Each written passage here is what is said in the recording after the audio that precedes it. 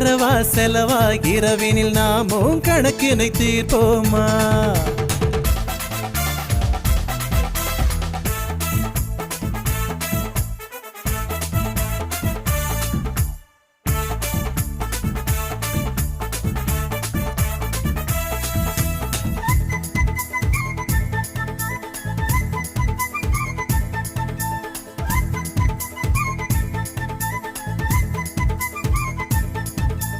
பொம்பளைக்கு பொறுப்பு நாலு பொறுப்பு நான் போட்டு புட்டை பாரு புது கணக்கு கியா ஹாகியா.